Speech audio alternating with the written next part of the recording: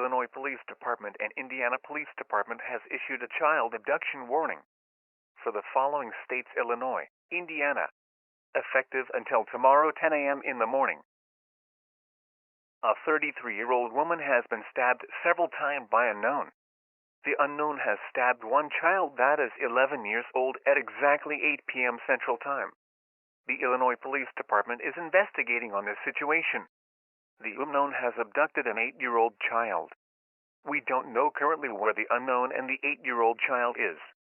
The unknown's car was abducted. The car is a 2017 Ford Escape with Illinois license. If you see a 2017 Ford Escape going really fast, call 911 immediately. An Amber Alert has been sent through phones and televisions. Remember, lock doors and windows for now. This will last until 10 a.m. in the morning. Stay safe.